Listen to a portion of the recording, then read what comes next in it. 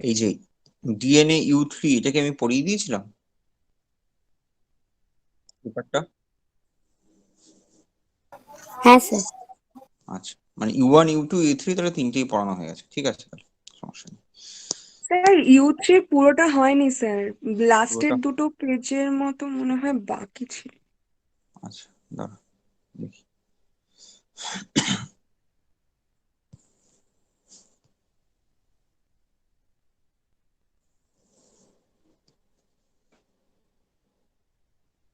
এই chloroplast DNA কি বলেছিলাম? এইটাই মনে হচ্ছে আমার বলা হয়নি, না স্যার, ক্লোরোপ্লাস্ট। এটা হ্যাঁ বলা স্যার, হয়নি। এইগুলোই বাকি ছিল স্যার, লাস্টের দিকে একটু বাকি ছিল স্যার। ঠিক আছে, পার্টটা বাকি আছে। ঠিক আছে, তাহলে আগে এটা করি, তারপরে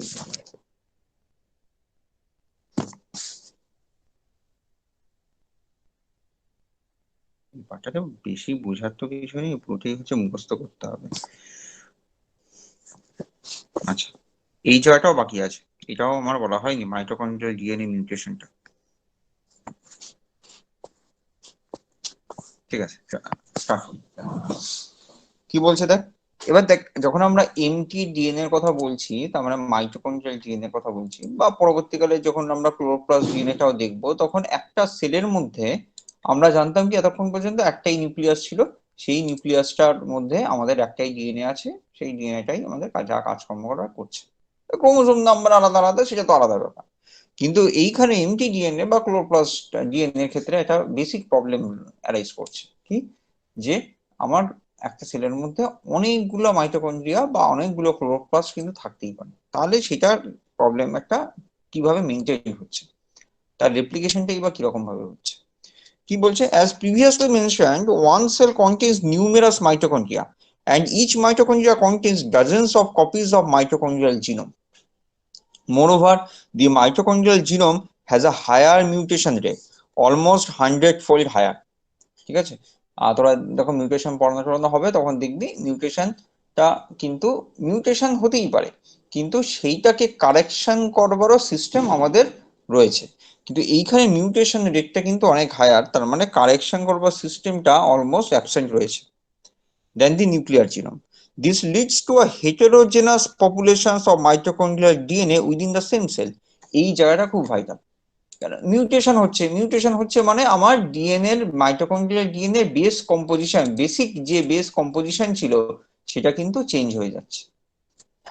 বেসিক বেস কম্পোজিশন যদি চেঞ্জ হয়ে যায় তাহলে কি হবে, তার ফলে আমার ডিএনএটা মানে একই সেল, একটাই সেল, তার মধ্যে অনেকগুলো মাইটোকন্ড্রিয়া রয়েছে, সেই মাইটোকন্ড্রিয়া গুলোর মধ্যে ডাজেন্স অফ ডিএনএ রয়েছে, প্রত্যেকটা ডিএনএ কিন্তু আলাদা আলাদা।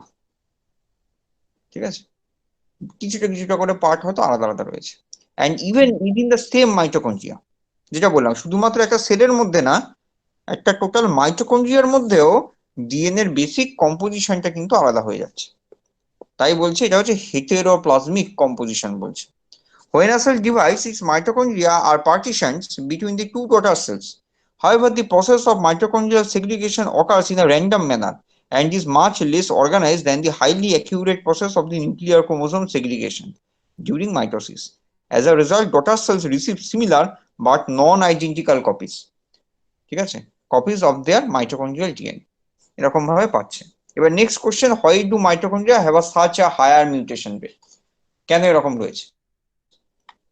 কি বলছে, a nuclear gene called DNA polymerase gamma encodes the DNA polymerase, the replication পড়ানো হচ্ছে ওইখানটা থেকে পেয়ে যাবে, encodes the DNA polymerase responsible for replicating the mitochondrial genome.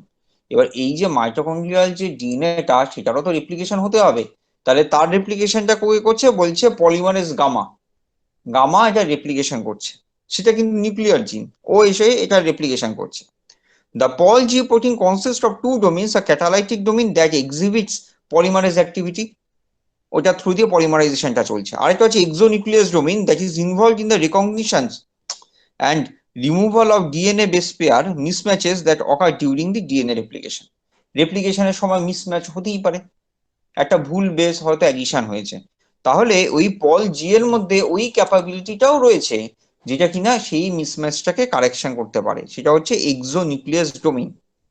A recent study suggests that mitochondria may have a nucleotide imbalance that leads to decreased Pol G fidelity and higher mitochondrial DNA mutation rate.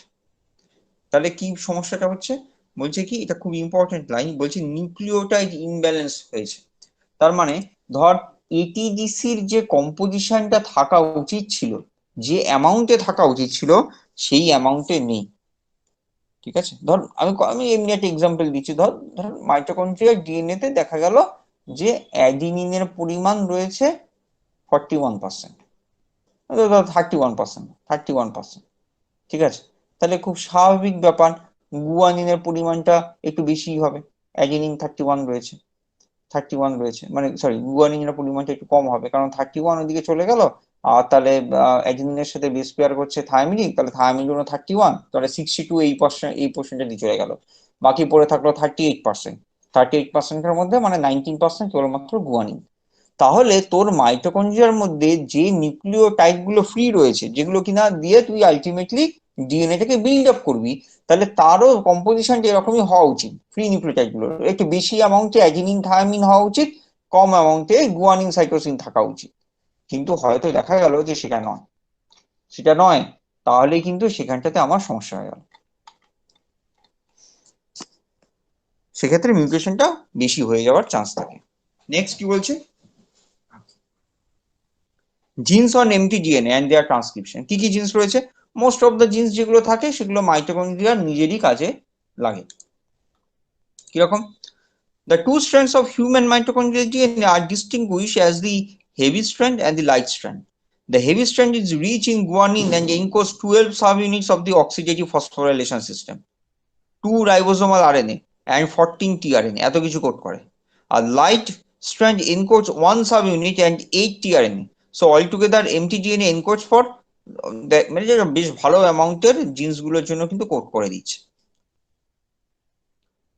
ঠিক আছে, কোনো queries থাকলে বল।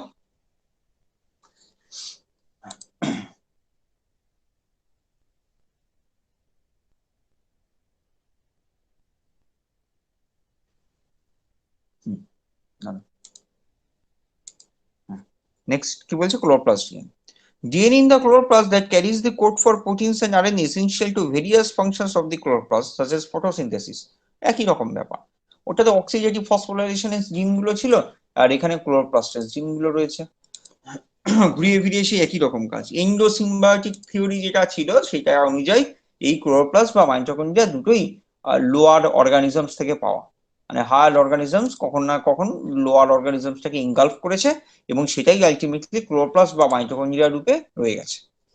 কি বলছে, chloroplast DNA, যাকে আমরা সিপিডিএনএ বলছি, is the DNA present in the organelles of chloroplast. It is sometimes called the plastosome to refer to the genome of the chloroplast as well as other plastids. It is one of the extracellular DNA in eukaryotes. Other DNAs that occur outside the nucleus is the mitochondrial DNA, which is the DNA in the mitochondria.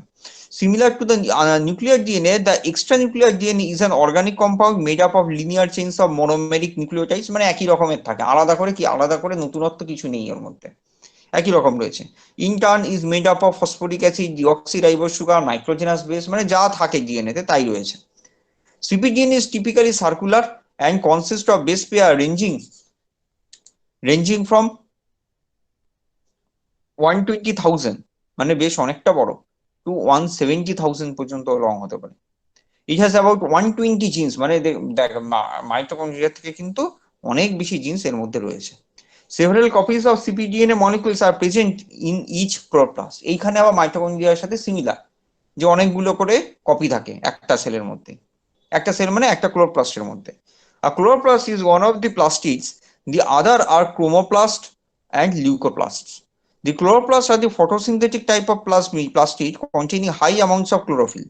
The chloroplast has at least 3 membrane system: outer membrane, inner membrane and thylakoid system. The stroma, which is the matrix of the chloroplast in between the grana, contains the cpDNA. তাহলে cpDNA টা কোথায় গেছে বুঝতে পারলি, গ্রানাতে রয়েছে, enzymes রয়েছে সেখানে, নানা রকমের মলিকিউলস আর আয়নস রয়েছে। It is where the dark reactions of the photosynthesis occurs. Most cpDNAs contain inverted repeats of about 4,000 to 25,000 base pair. যদি characteristic features চায় তাহলে এটা one of the characteristic features. যে এখানে ইনভার্টেড রিপিট রয়েছে। আচ্ছা, এবার তিনটে ডিএনএ এর মধ্যে কিছু বেসিক ডিফারেন্স কিরকম আসছে সেইটা দেখতে হবে। কি বলছে? both CP and mtDNA are extranuclear. They are semi-autonomous, self-reproducing cytoplasmic structure. ঠিক আছে, with their own genetic system. Both of them are believed to be maternally inherited and have endosymbiotic origins. যেটা বললাম endosymbiosis theory, endosymbiotic origins রয়েছে আমার এটা। Origins. In most multicellular cells, both CP and mtDNA are organized as a circular DNA, similar to the prokaryotic DNA, thus supporting the theory of endosymbiosis. আমরা জানি যে আমাদের eukaryotic ডিএনএটা কিন্তু linear হয়, কিন্তু এইটা কিন্তু আমার সার্কুলার রয়েছে, মানে এটা কিন্তু বেশ একটা ভালো সাপোর্ট করে যে আমার কেন বলে এই থিওরিটাকে, যে এন্ডোসিম্বায়োসিস থিওরি, যে লোয়ার অর্গানিজমস থেকে ডিএনএটা পাওয়া গেছে। CpDNA, though are larger and more complex than mtDNA, CpDNA has about 120 genes, whereas mtDNA has about 37 genes only. Both of them encode for the proteins and RNAs vital for their function. For instance, mtDNA এগুলো পরে একটা গল্প লেখা আছে, ওই সেই পুরোনো কথা, mtDNA গুলো কোনটাকে কোড করে আর CpDNA কাদেরকে কোড করে। আর একটা জিনিস কিন্তু হিউজ ডিফারেন্স রয়েছে, সেটা হচ্ছে নিউক্লিয়ার ডিএনএ এদের কিন্তু ক্রোমাটিন স্ট্রাকচারটা তৈরি হচ্ছে ভায়া হিস্টোন প্রোটিন, যেটা আগের দিন বলছিলাম, এদের কিন্তু সেই রকম কোনো ব্যাপার নেই। আচ্ছা, এবার DNA inheritance, the pattern of inheritance involving CpDNA does not follow the Mendelian pattern of inheritance. Rather, certain traits are inconsistent with the Mendelian laws. Mendelian rule কিন্তু মোটামুটি ফলো করে চলে না। ঠিক আছে, ওই কার্ল এরিক কি করে দেখেছিল, জার্মান লোক, inconsistency in 4 o'clock plants. In 1909, he noticed that the same plant had a mixture of leaf colors. That is somewhere green. দেখবি বাড়িতে যাদের গাছ আছে অনেক সময় এরকম হয়, নানা রকমের কালার দেখা যাচ্ছে সেখানটাতে। ঠিক আছে, একই গাছ কিন্তু পাতার রং আলাদা বা ফুলের রং আলাদা আসছে, তার একটা রিজনস কিন্তু due to this chloroplast DNA inheritance, তার জন্য এরকম হচ্ছে। আচ্ছা, নেক্সট টাইপ হচ্ছে different types of RNA and their function.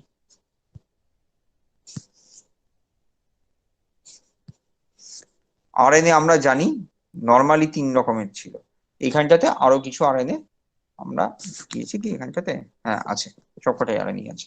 ঠিক আছে, মেসেঞ্জার আরএনএ কি আমি জানি, সেই গল্পের মধ্যে আমি আর ঢুকছি না, যেগুলো আমরা জানি না সেগুলোর মধ্যে ঢুকছি। মেসেঞ্জার আরএনএটা হচ্ছে আমার কোডিং আরএনএ, নর্মালি দুটো ভাগে ভাগ করে নিয়েছি আমি, একটা কোডিং একটা নন কোডিং। কোডিং মানে তার আন্ডারে শুধু মেসেঞ্জার আরএনএ পড়ছে, নন কোডিং এর আন্ডারে কিন্তু অনেক আরএনএ পড়ছে, যেরকম রাইবোজোমাল আরএনএ, আর আরএনএ যেটা বলি, রাইবোজোম যেটা টোটাল স্ট্রাকচারটা তৈরি হচ্ছে সেটা হচ্ছে based on this ribosomal RNA. তারপর হচ্ছে ট্রান্সফার আরএনএ মানে টিআরএনএ, ট্রান্সলেশন যখন পড়বি দেখতে পারবি যে টিআরএনএ একটা হিউজ রোলস আছে।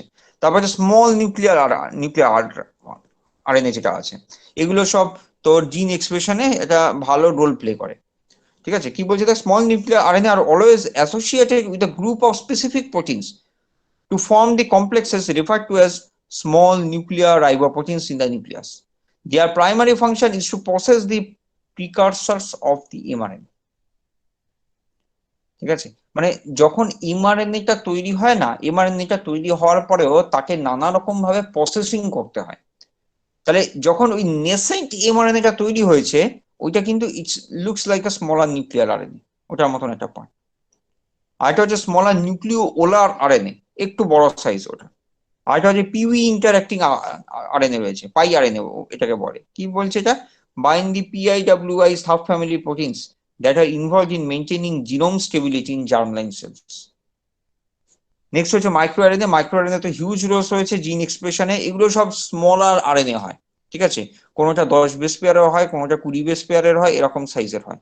এগুলো সব কি করে, ইন্টারফারেন্সে রোল প্লে করে, জিন এক্সপ্রেশনের যে ইন্টারফারেন্সে রোল প্লে করে, যে কারণে এগুলোকে অনেক সময় আরএনএ ইন্টারফারেন্সও বলে, আরএনএ ইন্টারফারেন্স বলে, আরএনএ আই বলে। জিন সাইলেন্সিং এও এটার একটা হিউজ রোল আছে, মানে কোনো একটা জিনের এক্সপ্রেশনকে বন্ধ করে দিয়েছে, সেইটাতে একটা হিউজ রোল এটা কিন্তু প্লে করে। লং নন কোডিং আরএনএ কি? Are a heterogeneous group of non-coding transcripts larger than 200 nucleotides in size and make up the largest portions of the mammalian non-coding transcriptome. It is estimated that more than 8,000 long non-coding RNA encoded in the human genome. These are essential in many physiological processes.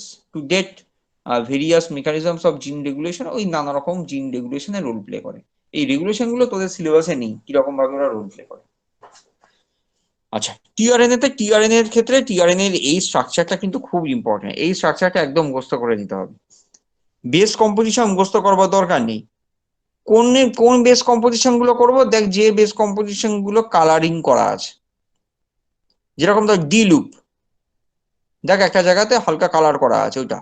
আর হচ্ছে টি loop, ওই UUAGC সাইটি, ওটা পড়তে হবে। Variable loop, উবেল position যেটা আছে সেটা, ঠিক আছে। অ্যামিনো অ্যাসিড অ্যাটাচমেন্ট সাইট যেটা আছে ওইটা। ট্রান্সলেশন যখন পড়ানো হবে তখন দেখবি যে টিআরএনএ তে এই 3' এন্ডে অ্যামিনো অ্যাসিড গুলো এসে বাইন্ড করে। প্রত্যেকটা অ্যামিনো অ্যাসিডের জন্য আলাদা আলাদা টিআরএনএ আছে, স্পেসিফিক টিআরএনএ আছে। সেই টিআরএনএ গুলো এসে ওইখানে এই অ্যামিনো অ্যাসিড গুলোর সাথে বাইন্ড আউট করে, ঠিক আছে। আচ্ছা, এর মধ্যে কোনো কোশ্চেন থাকলে বল। এই যে সাইটাই গুলো কিন্তু সব পড়তে হবে। সাই মানে হচ্ছে সিউডো ইউরিডাইন, এটা নর্মাল বেস নয়। দেখ ডি লুপে ডি লেখা আছে কারণ গুয়ানোসিন, ওটা ডিটা হচ্ছে বেসিক্যালি গুয়ানিন, কিন্তু ওটা মিথাইলেটেড করা আছে, তাই হচ্ছে এটা মিথাইল গুয়ানোসিন। আবার টি লুপে দেখ টি আছে, সাইয়ের পরেই একটা টি আছে, টিটা হচ্ছে রাইবোথায়ামিডিন। আর উবেল পজিশনে দেখ একটা আই আছে। এরকম এগুলো সব হচ্ছে আনইউজুয়াল বেস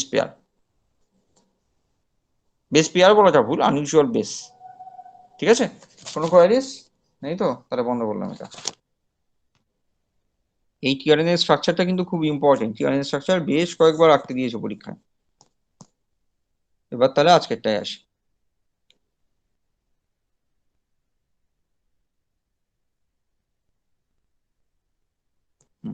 আগে এটা দেখি, আমার নোটটা আগে দেখি।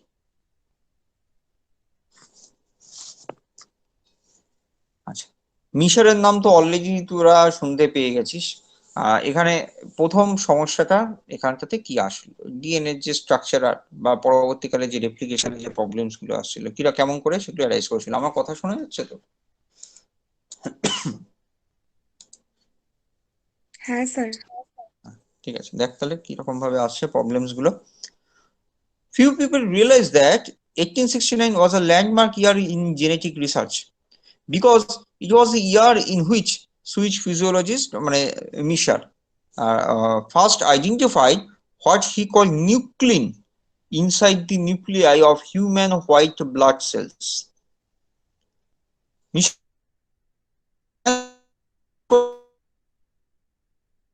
Characterize not the nuclei but instead the protein components of the leukocytes, মানে হোয়াইট ব্লাড সেলের প্রোটিন কম্পোনেন্টটা ও ক্যারেক্টারাইজ করবার চেষ্টা করছিল, সেইখানে ও নিউক্লিনটাকে খুঁজে পায়। মিশার thus made arrangements for a local surgical clinic to send him used, এই যে হয় না যে পেশেন্টের যে ব্যান্ডেজ গুলো হয়, ঠিক আছে, ওখানে যেরকম পুঁজ লাগা থাকে, ওখানে হোয়াইট ব্লাড সেলস থাকে, ওইখান থেকে ওটাকে কিনা রিসিভ করেছে। He planned to watch them, filter out the leukocytes and extract and identify various proteins within the white blood cells. But when he came across a substance from the cell of nuclei that had chemical properties unlike any protein, including a much high phosphorus content, মানে এই প্রোটিনটার কি করে বুঝলো? দেখ এটা তখনকার দিনে তো এত কিছু ছিল না, 1969 এর কথা বলছি, এত উন্নত মেথড তো কিছু ছিল না। তো ও দেখতে চেয়েছিল যে হোয়াইট ব্লাড সেলে প্রোটিন গুলো কি কি আছে। সেটা দেখতে গিয়ে ও দেখতে পেলো যে একটা প্রোটিন, তাতে প্রচুর পরিমাণে ফসফোরাইলেশন করা আছে। ও তখনও জানতো না যে এই প্রোটিনটা নিউক্লিয়াস থেকে আসছে, কিন্তু এই প্রোটিনটাতে প্রচুর পরিমাণে ফসফোরাইলেশন আসছে, তার কেমিক্যাল প্রপার্টিসটা আলাদা। তাই বলেছিল including a much higher phosphorus content and resistant to proteolysis, protein ডিগ্রেডেশনও হচ্ছে না ওটা, Michel realized that he had discovered a new substances যেটা looks like a protein but শুধু প্রোটিন না, কি ও তখনও জানতো না ওটা। Sensing the importance of his findings, Michel wrote, "It seems probable to me that a whole family of such slightly varying phosphorus-containing substances will appear as a group of nucleins equivalent to protein." More than 50 years passed before the significance of the Michel's discovery of nucleic acid was widely appreciated by the scientific community. For instance, in 1971, এখানে তো গল্প টল্প দিয়েছে, তারপরে চার গ্রাফের কথা এসছে এখানটাতে, ঠিক আছে, এরবিন চার গ্রাফ তার পরবর্তীকালে জিনিসটাকে 100% ভাবে প্রোভাইড করেছিল। আচ্ছা, এগুলো হচ্ছে ল্যান্ডমার্ক, হ্যাঁ, এটা একটু পড়ে নিস, গল্প লেখা আছে ওখানে। তারপরে লেইং দি গ্রাউন্ড ওয়ার্ক, লেভেনি। লেভেনি কিন্তু ডিএনএ স্ট্রাকচার আমরা বলি ওয়াটসন কি, কিন্তু লেভেনি কিন্তু বেসিক জায়গাটাকে দেখিয়ে দিয়ে গেছে, তার সাথে সাথে চার গ্রাফও কাজ করেছিল। There after Watson and Crick final যে মডেলটা তৈরি করেছিল। কি বলছে দেখ, meanwhile even as Michel's name fell into obscurity by the 20th century, other scientists continued to investigate the chemical natures of the molecule formerly known as nuclei. One of these other scientists was Russian botanist Levin. A physician turned chemist, Levin was a prolific researcher. ওর মানে ভালো জায়গাটা ছিল because ও একদিকে physician ছিল, তার মধ্যে আবার কেমিস্টও ছিল, মানে কেমিস্ট্রির নলেজ ওর ভালো ছিল, তার মধ্যে আবার মানে পরবর্তীকালে বায়োকেমিস্ট্রি নিয়ে লেখাপড়াটা করেছিল, যে কারণে ও জিনিসটাকে অনেকটা সহজে গ্র্যাব করতে পারে। Publishing more than 700 papers on the chemistry of biological molecules over the course of his career, Levin is credited with many firsts. For instance, he was the first to discover the order of the three major components of a single nucleotide. The first to discover মানে phosphate sugar base এই তিনটে দিয়ে যে আমার নিউক্লিওটাইডটা তৈরি হচ্ছে সেটা ফার্স্ট অবজার্ভ করেছিল। First to discover the carbohydrate component of the RNA, মানে সেটা যে রাইবোজ সেটাকে আইডেন্টিফাই করা। First to discover the carbohydrate component of the DNA, ডিএনএটা যে ডিঅক্সিরাইবোজ সেটাকে আইডেন্টিফাই করা। And the first to correctly identify the way of RNA and DNA molecules are put together. এত কিছু করেছিল। During the early years of Levin's career, neither Levin nor any other scientist of the time knew how the individual nucleotide components of DNA was arranged in space. মানে nucleotide দিয়ে ডিএনএটা তৈরি হচ্ছে, কিন্তু কেমন করে তৈরি হচ্ছে এই সম্পর্কে নাইদার লেভেনি নয়তো অন্য কোনো সায়েন্টিস্টদের কোনো রকম কোনো আইডিয়া ছিল না। Discovery of the sugar phosphate backbone of the DNA molecule was still years away. The large number of molecular groups made available for binding by each nucleotide component meant that there were numerous alternate ways that the components could combine. Several scientists put forth suggestions for how this might occur, but it was Levin's polynucleotide model that proved to be the correct one. মানে অনেকে অনেক রকম ভাবে এই nucleic acid, তার base, তার phosphate group, তার sugar, এগুলোকে নিয়ে কাজ করবার চেষ্টা করছিল, নানা রকম মডেল তৈরি করেছিল, কিন্তু লেভেনির পলিনিউক্লিওটাইড মডেলটাই সব থেকে বেশি অ্যাপ্রিসিয়েটেড হয়েছে, কারণ ওটাই সব থেকে কাছাকাছি যেতে পেরেছিল। বেসড আপন years of work using hydrolysis to break down and analyze yeast nucleic acid, Leveni proposed that nucleic acids were composed of a series of nucleotides, and that each nucleotide was in turn composed of just one of the four nitrogenous containing bases. মানে এটিজিসির মধ্যে যে কোনো একটা দিয়ে ওটা তৈরি হবে, একটা সুগার মলিকিউলস থাকতে হবে ওর মধ্যে, তার সাথে একটা ফসফেট গ্রুপ থাকতে হবে, এর বাইরে আর কিছু নেই। এটা 1919 এই প্রপোজালটা ফার্স্ট দিয়েছিল। কি বলছে, new facts and new evidence may cause its alteration, but there is no doubt as to the polynucleotide structures of the yeast nucleic acid. Indeed, many new facts and much new evidence soon emerged and caused alterations to Levin's proposal. এটা তো একটা proposal ছিল যে ওই স্ট্রাকচারটার মধ্যে এরকম ধরনের composite গুলো আছে, কিন্তু স্ট্রাকচারটা এক্স্যাক্টলি কি ছিল সেটা কিন্তু ও বলে যেতে পারেনি, কিন্তু ও এটা বলে দেওয়ার পরেই একটা ডোর ওপেনিং হয়ে গেল। সেখান থেকে বাকি যে সায়েন্টিস্টরা ছিল, যারা আদার্স অন্যান্য মডেল গুলো সম্পর্কে চিন্তা ভাবনা করছিল, তারা বুঝতে পারলো যে তাদের ডিরেকশনটা ভুল, এই ডিরেকশনটাই ঠিকঠাক আছে, তো সেরকম ভাবে ওরা শুরু করে দিল কাজ। One key discovery during this period involved the way in which nucleotides are ordered. Levine proposed what he called a tetranucleotide structure. Levine proposed করেছিল একটা tetranucleotide structure in which the nucleotides were always linked in the same order. কিরকম GCTA GCTA এরকম ভাবেই move করেছে। এখানটা থেকে লেভিনির works এর একটা ফল্ট পজিশন রয়ে গেছে, কারণ আমরা জানি এখন যে এরকম ভাবে কম্বিনেশন করে তো আসে না, haphazard combinations করে আসে। However, scientists eventually realized that Levine proposed tetranucleotide structure was overly simplistic and that the order of nucleotides along a stretch of DNA or the RNA is in fact highly variable, মানে নানা রকম কম্পোজিশনে আসতে পারে।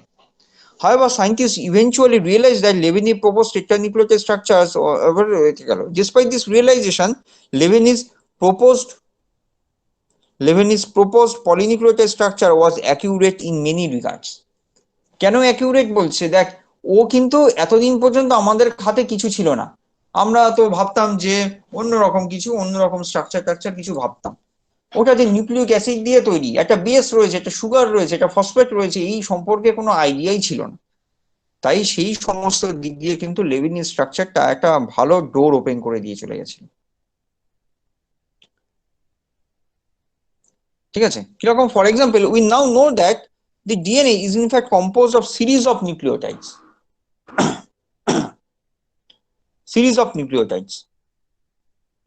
And that each nucleotide has three components: a phosphate group, either a ribose or a deoxyribose, যে কোনোটা হতে পারে, DNA বা আরএনএ যেটার ক্ষেত্রে যা হবে, and a single nitrogen containing base.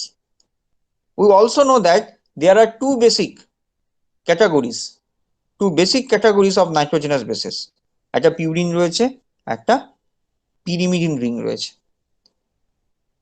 Furthermore, it is now widely accepted that RNA contains AGCU, থায়ামিনটার মধ্যে নেই, whereas DNA contain AGCT. বেসগুলো কিন্তু স্ট্রাকচারগুলো পড়তে হবে, বেসের স্ট্রাকচারগুলো পড়তে হবে। ঠিক আছে, এই পর্যন্ত কোনো কোশ্চেন থাকলে বল। লেভিন স্ট্রাকচার পর্যন্ত নেই, ঠিক আছে। নেক্সট হচ্ছে স্ট্রেংথেনিং দি ফাউন্ডেশন। চার গ্রাফের রুলস এবার আমাকে আরো ক্লিয়ার করে দিল যে স্ট্রাকচারটা কিরকম হতে পারে। কি বলছে? One of the handful of scientists who explains on Levine's work by uncovering additional details of the structure of the DNA, thus further paving the way of Watson and Crick. Chargaff, an Austrian biochemist, had read the famous 1944 paper by Oswald Avery and his colleagues at Rockefeller University, which demonstrated that hereditary units or genes are composed of DNA. এই প্রথম তখন এভেরি সবে ডিসকভারিটা করেছে যে ডিএনএটাই hereditary material. This paper has a profound impact on Chargaff, inspiring him to launch a research program that revolved around the chemistry of nucleic acids. কি বলছে? The discovery almost abruptly appeared to foreshadow a chemistry of heredity and moreover made probable the nucleic acid character of the gene. Avery gave us the first text of a new language, or rather he showed us where to look for it. I resolved to search for this text. As his first step in the search, Chargaff set up to see whether there were any differences in DNA among different species. মানে দুটো species তাদের মধ্যে DNA composition কি আলাদা, কারণ ও বলছে hereditary, তার মানে হিসাব মতন কিন্তু আলাদা হওয়া উচিত। After developing a new paper chromatography method for separating and identifying small amounts of organic material, Chargaff reached two major conclusions. কি বলছে? First, he noted that the nucleotide compositions of DNA varies among the species. দুটো স্পিসিসের মধ্যে আলাদা আলাদা হতে হবে। In other words, the same nucleotides do not repeat in the same order as proposed by the Levine. তার মানে লেভিনির ওই কাগাতে ভুল ছিল, টেট্রা নিউক্লিওটাইড সিকোয়েন্স দিয়ে মুভ আউট করছিল না, একই রিপিট দিয়ে কন্টিনিউ মুভমেন্ট হবে না। আর সেকেন্ড ডিসকভারি কি করেছে? concluded that almost all DNA, no matter what organisms or the tissue type it comes from, maintains certain properties, even its composition varies. Composition vary করতে পারে কিন্তু certain property maintain করে চলছে। কি property? Adenine is usually similar to the amount of thymine. Adenine আর থায়ামিনের amount প্রায় সমান। আর গুয়ানিন আর সাইটোসিনের অ্যামাউন্ট সমান। হতে পারে যে কোনো ডিএনএ তে হয়তো 20% অ্যাডিনিন রয়েছে, তাহলে 20% থায়ামিন থাকতে হবে, বাকিটা গুয়ানিন সাইটোসিন, কিন্তু দুটোর অ্যামাউন্ট সমান হতে হবে। এইটাই কিন্তু মানে একটা মানে কি বলবো রাস্তা তৈরি করে দিয়েছিল ওয়াটসন কে, যে ডিএনএটা যে ডবল স্ট্র্যান্ডেড সেটা প্রুফ করবার জন্য। কারণ যেই দেখা গেছে যে দুটো সমান সমান, তার মানে কি, তার মানে এটা কি করে পসিবল হচ্ছে? বেস পেয়ারিং ছাড়া তো পসিবল নয়। ঠিক আছে, পরবর্তীকালে আরো দেখতে পাবি যখন হাইড্রোজেন বন্ডিং দিয়ে বেসটা স্টেবিলাইজ হচ্ছে, সেটাও একটা ভালো ল্যান্ডমার্ক ছিল। নেক্সট কি আসছে, in other words the total amount of the purine and the total amount of the pyrimidine are usually or nearly equal.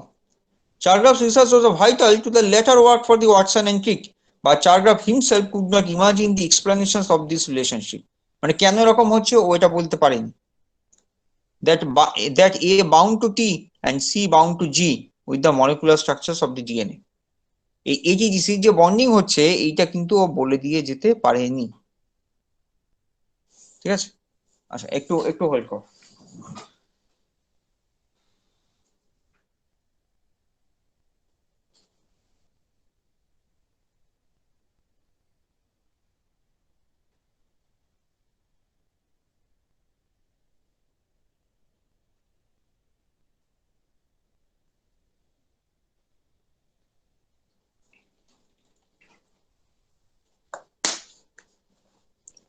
Next হচ্ছে পুটিং দি এভিডেন্স টুগেদার। এবার ওই ওয়াটসন টিকের ফাইনাল স্টেপ, যার কাছ থেকে যা যা এভিডেন্স পেয়েছে, সে লেভিনি হোক বা চারগ্রাফ হোক বা এভেরি হোক, সেইগুলোকে ওরা একসাথে করেছে। কি করছে,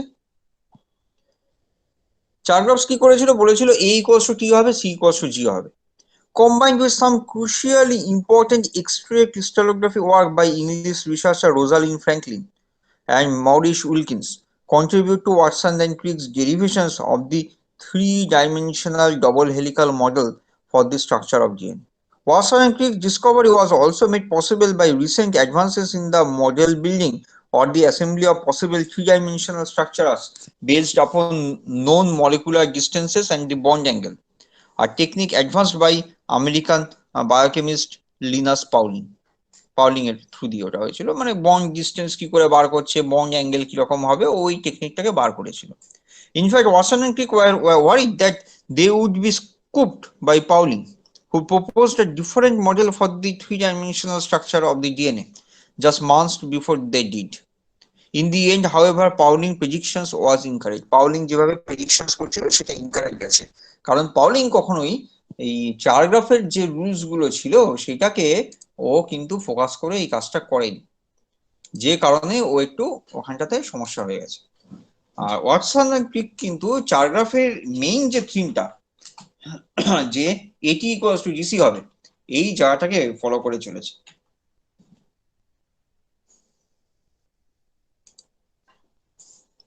Using cardboard cutouts representing the individual chemical components of the four bases and other nucleotide subunits, Watson and Crick shifted molecules around on their desktops as though putting together a puzzle. They were misled for a while by an enormous understanding of how the different elements of thymine and guanine were configured. Only upon a suggestions of American chemist did Watson decide to make a new cardboard cutouts of the two bases to see if perhaps a different atomic configurations would make a difference. And it did.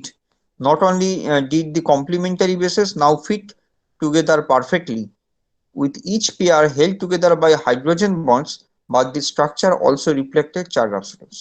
তারপরে মানে cardboard দিয়ে বারবার করে বানাতে বানাতে ultimately ওরা বুঝতে পেরেছিল যে স্ট্রাকচারটা কিরকম হবে। মানে দেখ একটা জিনিস বোঝ, যে এই যে গুয়ানিন বা সাইটোসিন বল বা থায়ামিন বল, এই যে স্ট্রাকচার গুলো আছে, it's not a rigid structure. এই স্ট্রাকচারেরও মডিফিকেশন হতে পারে ছোটখাটো, হ্যাঁ একটু বেন্ড হতে পারে, একটু বন্ড অ্যাঙ্গেল চেঞ্জ হতে পারে। তাহলে ওরা ইনিশিয়ালি যেটা দিয়ে ট্রাই করছিল সেই অ্যাঙ্গেল গুলো দিয়ে এটা পসিবল ছিল না, কিন্তু সেই অ্যাঙ্গেলটা একটু চেঞ্জ করবার পরে আলটিমেটলি দেখলো জয়েন্ট আপ হয়ে যাচ্ছে। কিন্তু ওদের সাকসেস কোথায় হয়েছিল, এর আগে কিন্তু কেউ কখনো বলেনি যে ডবল স্ট্র্যান্ডেড ডিএনএ ছিল, যেটা এখানে ওভারলুক করে যাওয়া হয়েছে। এবং সেটা খুব একটা ক্রিটিক্যাল পার্ট বলে, যেহেতু ওখানে প্রুফ নেই, সেটা হচ্ছে ফ্র্যাঙ্কলিন রোজালিন যে এক্স রে ক্রিস্টালোগ্রাফিটা করেছিল, সেইটার থেকেই কিন্তু ওরা অনেকটা আইডিয়া পেয়ে গেছিল যেটা ডবল স্ট্র্যান্ডেড স্ট্রাকচার একটা হতে পারে। মানে দুটো স্ট্র্যান্ড একে অপরের সাথে পেয়ারিং করে ওরকম স্পাইরাল শেপ নিয়ে বসে আছে।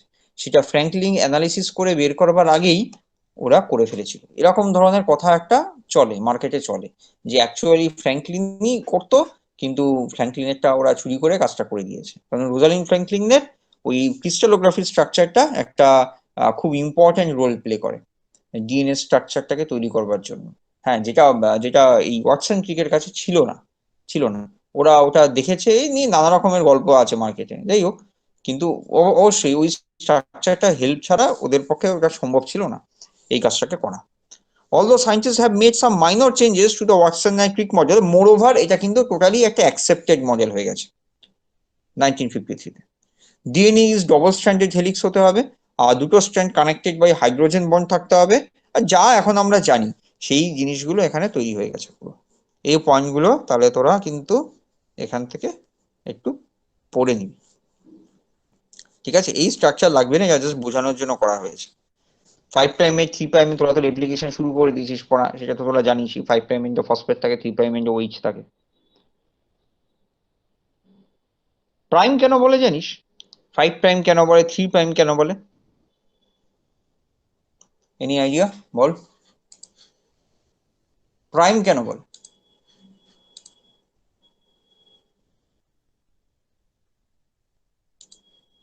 বল, কেউ বল, কোনো আইডিয়া? প্রাইম কেন বলে?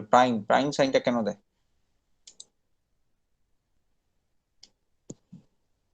শোনা যাচ্ছে না? বেরিয়ে যায়নি তো আবার দিক থেকে? হ্যালো, প্রাইম কেন বলে বল? কেউ জানিস না? আইডিয়া, আন্দাজ কর একটু কেউ, কেন প্রাইম বলে? স্যার মানে আমাদের সুগার ফসফেটের মধ্যে ওই মলিকিউলস গুলোকে ডিস্টিংগুইশ করার জন্য বলা হয়। না, এক্স্যাক্টলি হচ্ছে না, তবে কাছাকাছি যাচ্ছে, কাছাকাছি যাচ্ছে। আর কেউ?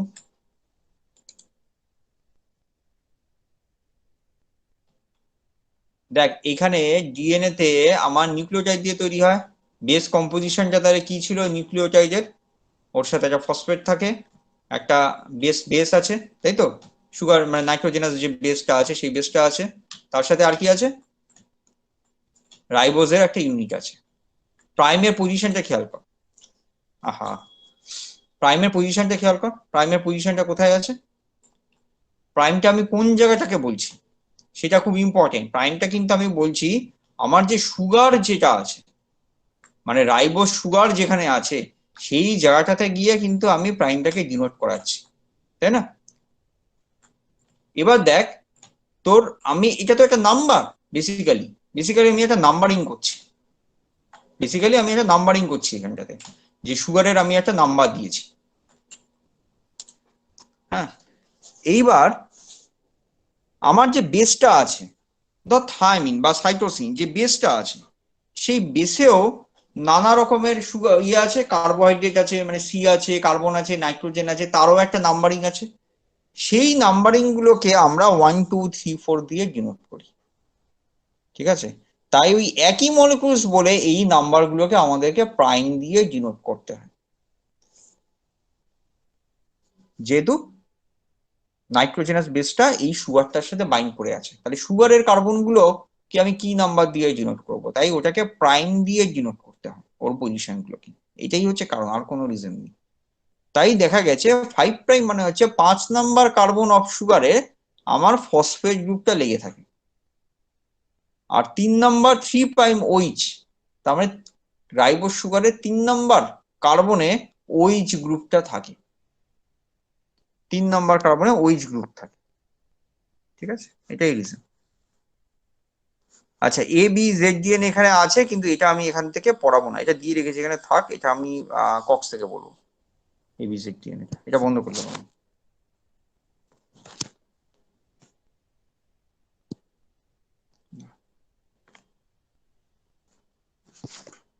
দেখা যাচ্ছে তো এটা?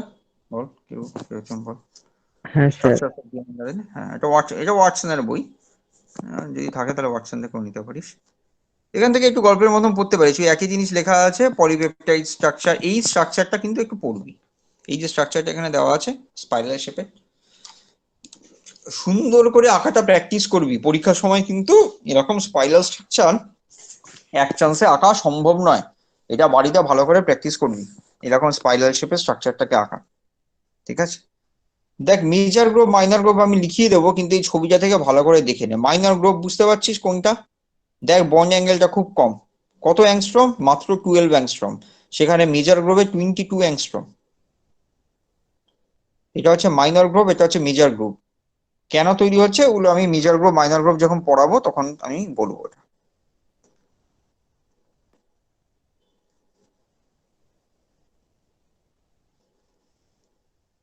এইখান থেকে আমার নিউক্লিয়াস, আচ্ছা অনেক সময় নিউক্লিওসাইড আর নিউক্লিওটাইডের ডিফারেন্স দেয়। ডিফারেন্স কি?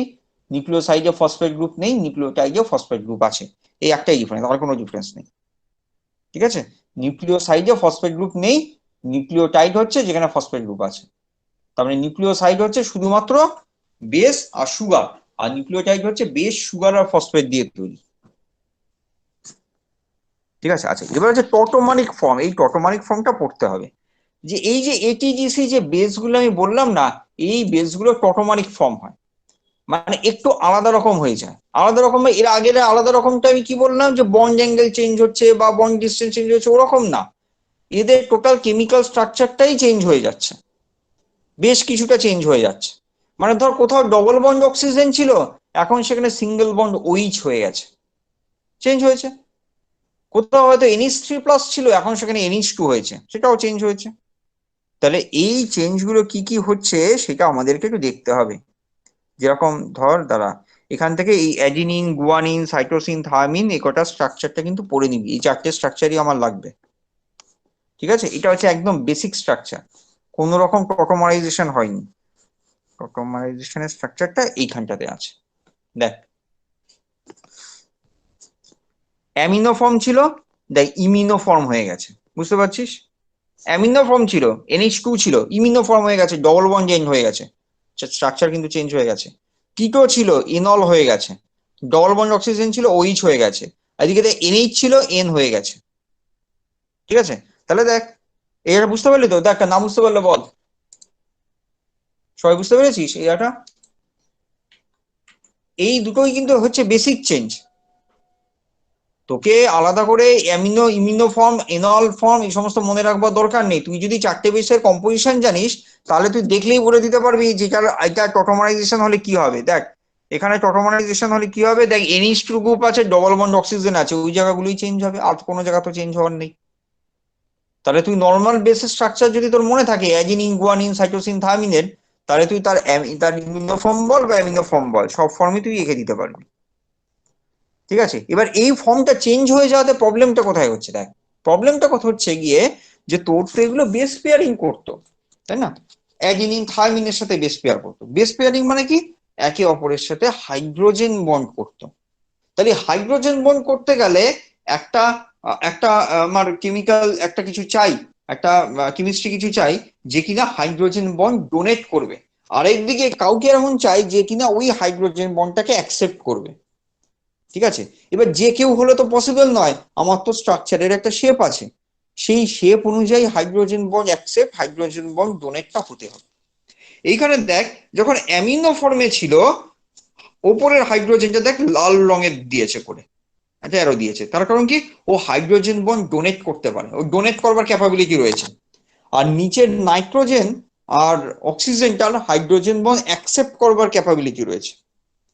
কিন্তু যখন ইমিনো ফর্ম হয়ে যাচ্ছে, দেখ জাস্ট শিফট করে যাচ্ছে, ওপরের নিচের অক্সিজেনটার কোনো সমস্যা নেই, ওর তখনও হাইড্রোজেন বন্ড অ্যাকসেপ্ট করবার ক্ষমতা আছে, কিন্তু ইমিনো ফর্মে ওপরের দুটো কিন্তু চেঞ্জ হয়ে গেছে, যেটা ডোনেট করছিল সেটা অ্যাকসেপ্ট করছে, যেটা অ্যাকসেপ্ট করছিল সেটা এখন ডোনেট করছে। এইখানটাতেই প্রবলেম। ও যদি এরকম করে দেয়, তাহলে ওর উল্টো দিকে যে মলিকিউলসটা আছে, তাহলে তাকেও তো টোটোমারাইজেশন হয়ে চেঞ্জ করতে হবে, কিন্তু সে যদি চেঞ্জ না হয় তাহলে কি হবে? তাহলে বেসটা ফর্মেশনই হবে না, বন্ডিংটাই ফর্মেশন হবে না, বেস পেয়ারিংটাই ফর্মেশন হবে না। তাহলে কিন্তু স্ট্রাকচারাল ডিস্টেবিলাইজেশন হয়ে যাবে। এই জায়গাটা বোঝা গেল? বোঝাতে পারলাম এই জায়গাটা?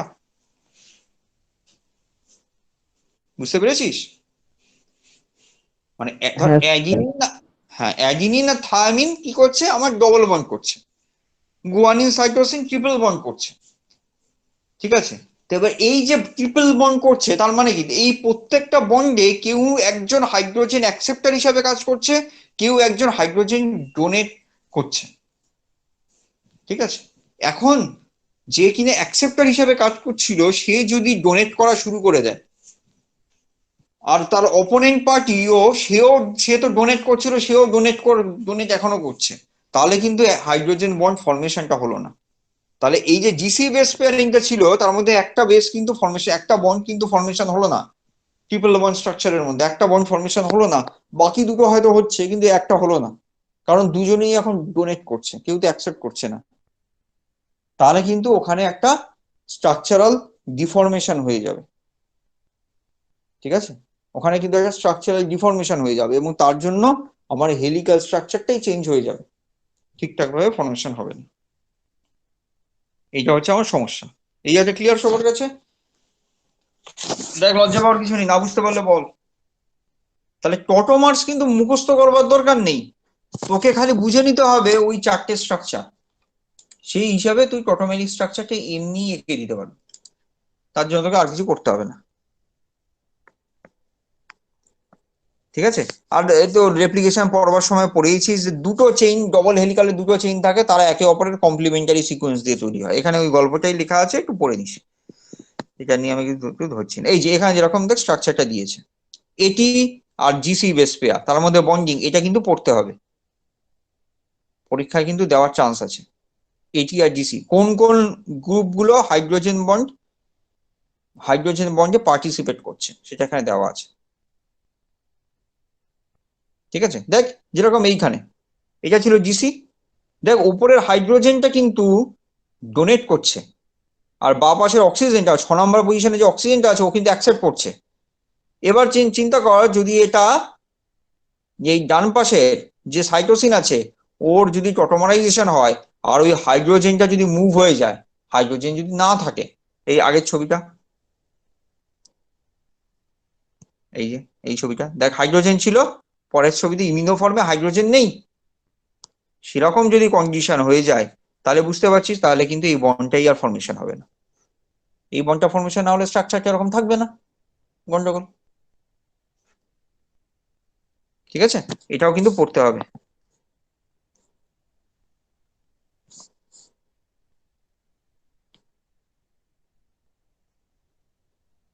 ঠিক আছে? কোনো কোয়ারিজ থাকলে বল।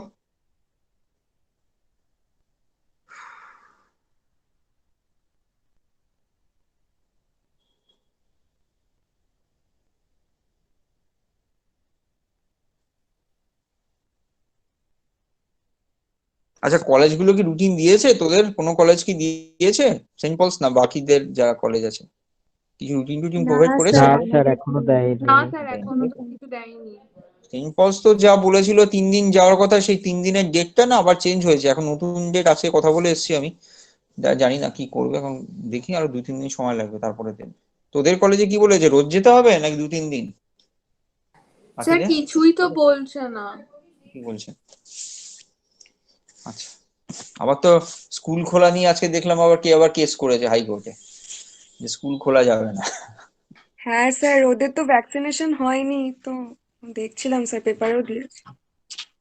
ভ্যাকসিনেশন স্যার ম্যাকআউটের আন্ডারে যেগুলো রয়েছে সেগুলোতে বলছে যে নাকি জাস্ট ওই যাদের আর কি চূড়ান্ত সেমিস্টার মানে ফাইনাল সেমিস্টার যাদের তাদেরই নাকি ক্যাম্পাসে আনা হবে, বাকিদের নাকি আনা হচ্ছে না, এরকম কি একটা দেখলাম আনন্দবাজারে।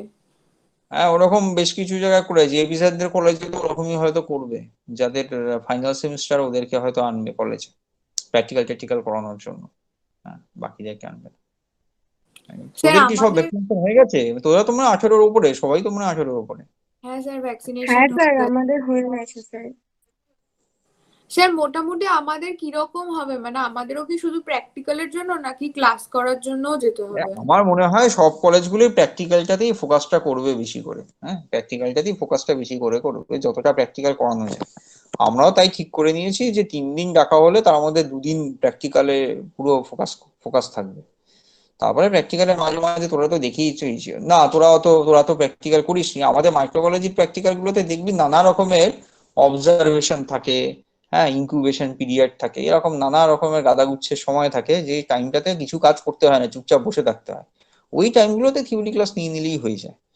হ্যাঁ, মানে 1 ঘন্টা ধরে হয়তো ইনকিউবেশন রয়েছে, তো কি করবি, তো কিছু করার নেই, ওই টাইমে থিওরি ক্লাস একটা হয়ে গেলেই ভালো হয়। আমরা সেন্ট পলসে আমরা ওরকম ভাবেই করি, কাজ করি। ঠিক আছে, আর একটা এবি স্যারের সাথে কথা বলে নিস, ওই প্র্যাকটিক্যাল যারা করবি না তারা একটু এবি স্যারের সাথে কথা বলে নে। ঠিক আছে, এবি স্যারের সাথে কথা বলে নে, এই মাসের শেষের দিকে আমরা একটা করানোর একটা জায়গা আছে, এই মাসের শেষের দিকে আমরা করিয়ে দেবো প্র্যাকটিক্যালটা। আমি এই সপ্তাহে, সামনের সপ্তাহে হয়তো করিয়ে দিতাম, কিন্তু কলেজটা খুললে আমার উপর প্রচন্ড প্রেশার আসবে। আর আমার দোতলায় মিস্ত্রিরা কাজ করছে, তো ওরা চলে যাক, চলে গেলে আমি একটু স্যানিটাইজ করে নেবো নিজেই, তারপরেই আমি তোদেরকে ডাকবো, তার আগে হবে না। তো যারা করবি না তারা মানে নেক্সট 3-4 দিনের মধ্যে একটু এপি স্যারের সাথে কথা বলেন। ঠিক আছে, আচ্ছা নেক্সট আসি। আমরা যখন করাবো না তখন তোদের তো ফার্স্ট সেমিস্টারের প্র্যাকটিক্যালও হয়নি, আমরা ফার্স্ট সেমিস্টারের ট্রেনিং এর প্র্যাকটিক্যালটাই কিন্তু আগে করাবো, এটা এরকমই আমি ঠিক করেছি করানোর জন্য। কারণ ট্রেনিংটা খুব ইম্পর্টেন্ট, ওটা না করলে তো কি করবি তাহলে, মাইক্রোস্কোপই হ্যান্ডেল করা শিখবি না। তো স্টেনিং এর অ্যাটলিস্ট 2টো প্র্যাকটিক্যাল, মানে মিনিমাম গ্রাম স্টেনিংটা আমরা করাবো। তারপরে যদি তোরা না করিস, কেউ যদি না করিস তাহলে আর করানো যাবে না, কিন্তু গ্রাম স্টেনিংটা করা উচিত, না করলে মাইক্রোস্কোপ হ্যান্ডলিংই কোনোদিনও শিখবি না। আর তো মাইক্রোস্কোপ হ্যান্ডলিং নেই সিলেবাসে কোথাও।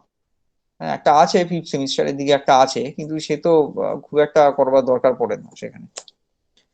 যাই হোক, তোরা একটু এবি স্যারের সাথে কথা বলিনি, অ্যাজ আর্লি অ্যাজ পসিবল একটু স্যারের সাথে কথা বলিনিস যারা করতে চাস।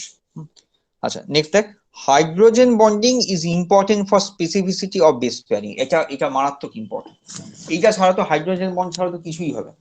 ঠিক আছে, এবার এইখানেই না দুটো ডিলেমা কাজ করে, কিরকম, যে তোকে যদি জিজ্ঞাসা করে যে ডিএনএ স্ট্রাকচারটা স্টেবিলাইজড হয় কিসের ওপর বেস করে, সেটা কিন্তু হাইড্রোজেন বন্ডের ওপর বেস করে না। ওটা স্ট্রাকচারটা স্টেবিলাইজেশন হয় because of the hydrophobic interaction, তার উপর বেস করে, ওটাতে আমরা পরে আসবো। কিন্তু স্ট্রাকচারটাকে তৈরি করতে গেলে হাইড্রোজেন বন্ডের স্পেসিফিসিটিটার ইম্পর্টেন্স মারাত্মক রয়েছে। মানে অ্যাডিনিন যেন কখনোই সাইটোসিনের সাথে বেস পেয়ারিং না করে, বা গুয়ানিন কখনো যেন অ্যাডিনিনের সাথে বেস পেয়ারিং না করে, এই স্পেসিফিসিটিটা থাকার দরকার।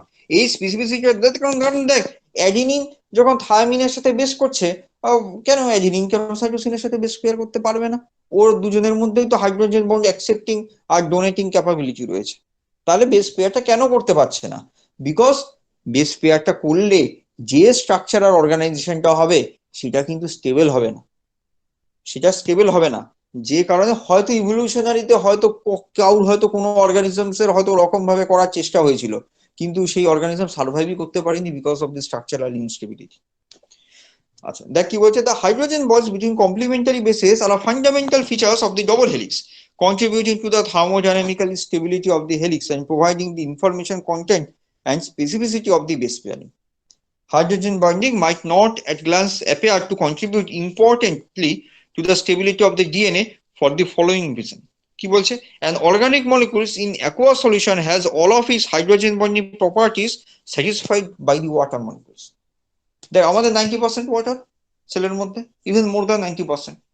তাহলে ওয়াটারের থেকে হাইড্রোজেন বন্ডিং ক্যাপাসিটি বেশি এরকম কোনো মলিকুলস পৃথিবীতে এখনো পর্যন্ত নেই, আবিষ্কার হয়নি অ্যাটলিস্ট। কারণ সব থেকে ছোট একটা 2খানা হাইড্রোজেন নিয়ে বসে আছে, 1খানা অক্সিজেন। তাহলে ওর থেকে হাইড্রোজেন বন্ডিং ক্যাপাসিটি অন্য কারোর বেশি নয়। তাহলে তুই যখনই কোনো একটা অর্গানিক মলিকুলসকে জলের মধ্যে দিবি, ও চট করে কি করবে, ওয়াটারের সাথে হাইড্রোজেন বন্ড করে বসে রয়েছে, ওয়াটারকে ছাড়ছে না। ঠিক আছে, তাহলে কি বলছে, organic molecules aqueous solution has all of its hydrogen bonding properties satisfied by water molecules that come on and off very rapidly.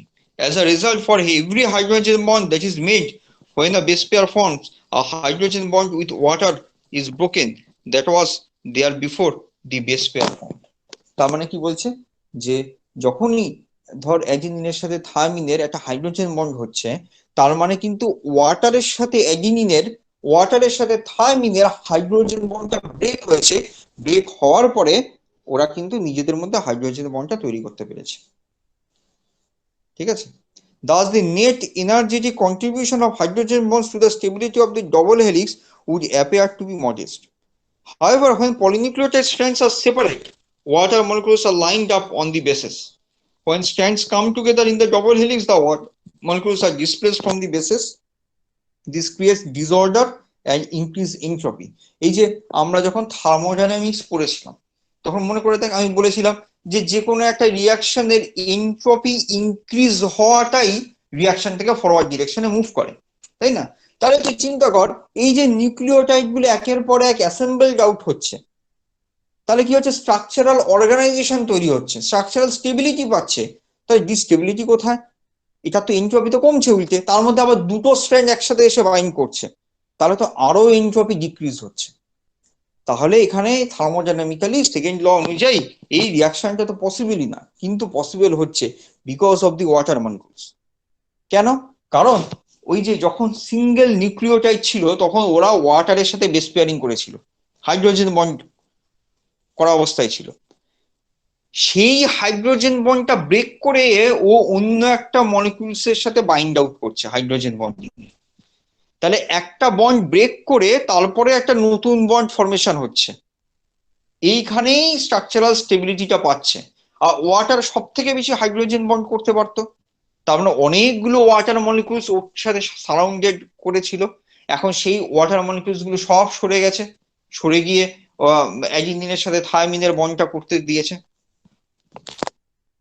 ব্যাপারটা বুঝতে পারলি? তাহলে এরকম ভাবে আমার এনট্রপিটার যে ডিক্রিজ হচ্ছিল তাকে আমি কিছুটা কম্পেনসেট করতে পারলাম, এনট্রপি ডিক্রিজটাকে কিছুটা কম্পেনসেট করতে পারলাম। কি? যে ওয়াটার মলিকিউলস তো এখন ফ্রি হয়ে গেছে, ওয়াটার মলিকিউলস গুলো ফ্রি হয়ে গেছে। আগে ওরা অ্যাডিনিন, থায়ামিন, গুয়ানিন, সাইটোসিন এদের সাথে সব বন্ড করেছিল, এখন ওরা সব ফ্রি হয়ে গেছে, তার মানে ওদের এনট্রপিটা ইনক্রিজ হয়েছে। ডিএনএ এর এনট্রপিটা কমে গেছে কিন্তু ওদের এনট্রপি তো ইনক্রিজ হয়েছে, তার মানে ইন কম্বিনেশন আমার আলটিমেটলি এনট্রপিটা ইনক্রিজই হয়েছে, ডিক্রিজ হয়নি। When strands come together in the double helix, the water molecules are displaced. তাই বলছে যে দুটো স্ট্র্যান্ড যখন একসাথে এসে যাচ্ছে তখন ওয়াটার মলিকিউলস গুলো ডিসপ্লেসড হয়ে যাচ্ছে, এবং সেটাই আমাকে এটাকে এনট্রপিক্যালি ফেভারেবল করে দিচ্ছে, মানে এনট্রপিটা বাড়িয়ে দিচ্ছে। A second important contribution comes from the stacking interactions between the bases. বেসগুলো একটার পর একটা স্ট্যাকড আউট হয়, এটা কিন্তু খুব important. Bases are flat, relatively water insoluble molecules and they tend to stack above each other roughly perpendicular, একদম straight লাইনে প্রায় স্ট্যাকড আউট হয়, অল্প একটু দেখানো থাকে to the directions of the helical axis. Electron cloud interactions pi to pi between bases and their helical stacks contribute significantly to the stability of the double helix. এটাই ছিল হাইড্রোফোবিক ইন্টারঅ্যাকশনসটা, বেস স্ট্যাকিং ইন্টারঅ্যাকশন। ঠিক আছে, এই পরের প্যারাটা আর পড়বার দরকার নেই। ঠিক আছে, এই পর্যন্তই পড়বি, পরের প্যারাটা পড়বার দরকার নেই। এইটা এইখান থেকে কিন্তু তোরা এই যে এটি আর ডিসি যে বন্ডিংটা, এই বন্ডিংটা কিন্তু ভালো করে নিস পড়ে। এই ছবিটা লাগবে, ঠিক আছে, এই ছবিটা লাগবে এখান থেকে। আর এখানে অ্যামিনো ফর্মটা পেয়ে যাচ্ছিস, নর্মাল এটিডিসি স্ট্রাকচারটাও তোর পড়তে হচ্ছে, তার ফলে ওখান থেকে তো তোর মানে অ্যামিনো থেকে ইমিনো টটোমারাইজেশনটা ওখান থেকে বুঝতে পেরে যাচ্ছিস। অ্যাডিনিনের টটোমারাইজেশন হলে কি হবে, গুয়ানিনের হলে কি হবে, সাইটোসিন থায়ামিনের হলে কি হবে, এটা এই এক্সাম্পলটা দেখেই বুঝতে পেরে যাবি। কিটো থাকলে ইনল হবে, অ্যামিনো থাকলে ইমিনো হবে, ব্যাস এইটুকুই, আর কিচ্ছু নেই। অ্যামিনো থাকলে ইমিনো হবে, কিটো থাকলে ইনল হবে, ব্যাস। ঠিক আছে, কোনো কোয়ারিজ থাকলে বল, এই পর্যন্ত পড়ে নে।